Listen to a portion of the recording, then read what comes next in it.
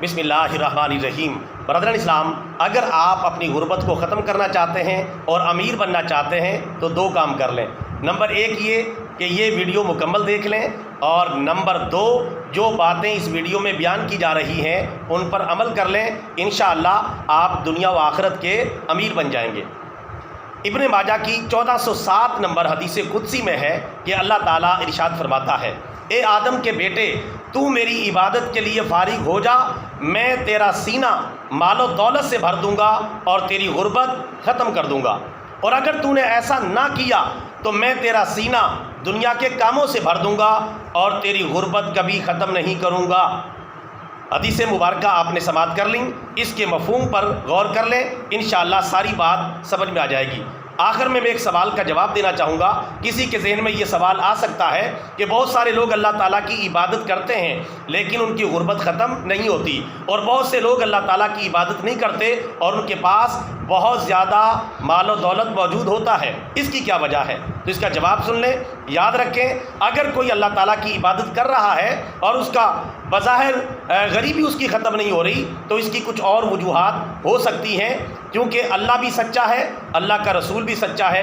ہو سکتا ہے اللہ تعالیٰ نے اس کو دنیاوی دولت کی بجائے دنیا و آخرت کا سکون اس کا مقدر بنا رکھا ہو۔ بہرحال جو بندہ اللہ کی عبادت بھی نہیں کرتا پھر بھی وہ امیر بنا ہوا ہے، پھر بھی وہ دولت مند بنا ہوا ہے، تو اس کی کئی وجوہات ہو سکتی ہیں۔ نمبر ایک، ہو سکتا ہے کہ اس کے پاس مال حرام ہو اور وہ مال حرام کما رہا ہو جو دنیا و آخرت میں اس کی تباہی کا باعث بنے گا۔ نمبر دو، ہو سکتا ہے کہ وہ مال و دولت تو کما رہا ہو، امیر تو نظر آ رہا ہو، اس کی زندگی سے اللہ تعالیٰ نے سکون اور اطمینان چھین لیا ہو۔ ایسا نہیں ہو سکتا کہ بندہ اللہ کی عبادت بھی نہ کرے اور وہ زندگی میں حقیقی سکون اور اطمینان بھی حاصل کر لے، ایسا ممکن نہیں۔ اور یہ بھی ہو سکتا ہے کہ اللہ تعالیٰ نے اس کے لیے اس کے مال اور دولت کو کسی آزمائش کا ذریعہ بنا رکھا ہو، اللہ تعالیٰ اسے اپنی رحمت سے نہ نوازنا چاہتا ہو، دنیا میں اللہ تعالیٰ اسے مختلف آزمائشوں میں ڈالنا چاہتا ہو، بظاہر اسے مال و دولت دے رکھا ہو، اور آخرت کی آزمائشیں تو یقینی ہیں۔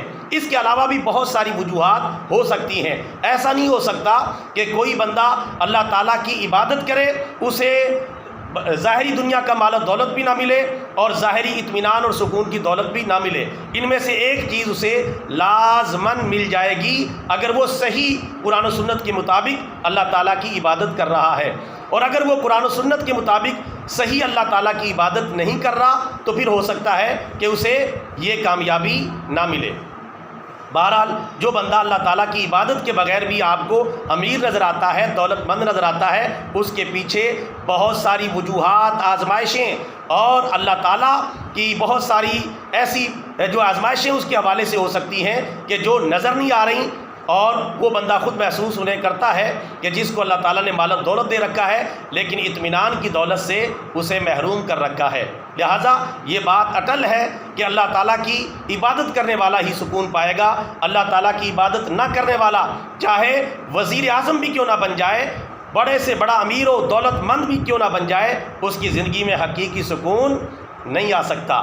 لہٰذا اگر آپ اپنی غربت کو مٹانا چاہتے ہیں، امیر بننا چاہتے ہیں، دنیا و آخرت کا سکون چاہتے ہیں، تو پھر اللہ تعالیٰ کی عبادت کے لیے، یعنی صحیح عبادت قرآن و سنت کے مطابق، اس کے لیے پورا ٹائم نکالیں۔ انشاءاللہ آپ کی غربت بھی ختم ہو جائے گی اور آپ دنیا و آخرت کے امیر بھی بن جائیں گے انشاءاللہ عز و جل۔